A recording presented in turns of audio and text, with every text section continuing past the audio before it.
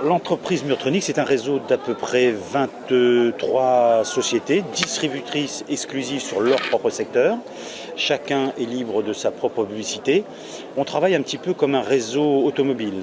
Un fabricant qui est lui un concessionnaire ayant un quart de la France à peu près. Et de là, nous donnons l'exclusivité à un représentant local, exclusif sur sa région. On s'interdit d'aller sur son secteur et on s'interdit de mettre quelqu'un d'autre sur son secteur.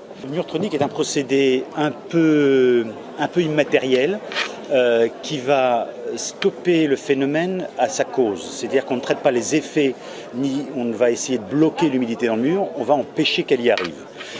Le principe est de créer une inversion de champ électromagnétique qui va s'opposer à ceux qui sont perturbés par l'eau souterraine. C'est-à-dire que quand il y a une présence d'eau souterraine sous un bâtiment, et Dieu sait qu'en France on en a, cette eau souterraine rentre en friction avec des pierres et des terres qu'elle rencontre dans son cheminement.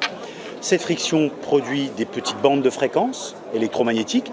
C'est vulgairement ce qu'un sourcier peut recevoir et révéler, grâce à non pas une baguette, parce que l'antenne réceptrice c'est lui, la baguette n'est que le révélateur de sa propre sensitivité. Alors nous avons des appareillages de mesure avec des unités de mesure qui vont nous quantifier l'importance et l'intensité de ces champs électromagnétiques. Et à partir du moment où nous avons un certain minimum d'intensité, nous proposons le système Murtronic qui est un émetteur-récepteur. C'est-à-dire qu'il va, comme les murs et comme les occupants, recevoir ces bandes de fréquences, mais les composants électroniques étant calés sur ces bandes de fréquences, il va immédiatement les reconnaître et immédiatement les inverser. C'est-à-dire qu'on va faire une opposition de phase immédiate au champ électromagnétique provoqué par l'eau souterraine. Donc aucune intervention de corps étrangers dans des maçonneries. C'est une évaporation qui est complètement naturelle, donc rien de destructif, d'agressif.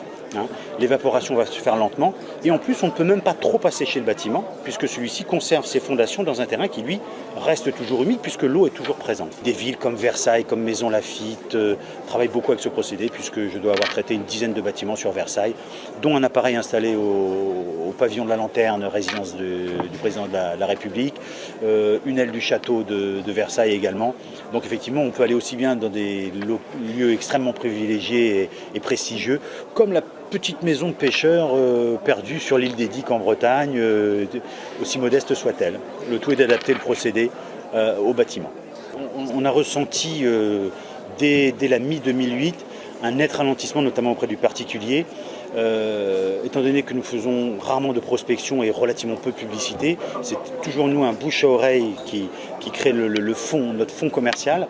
Et là on s'est rendu compte que le téléphone sonnait beaucoup moins, que les gens, même quand ils avaient des devis, qu'ils avaient des questions à nous poser, nous disaient mais de toute façon c'est pas le moment pour l'instant, je veux simplement avoir quelques certitudes pour le jour où je me déciderai. Ce genre de questions nous ne l'avions jamais. Ils se décidaient très rapidement ou pas du tout.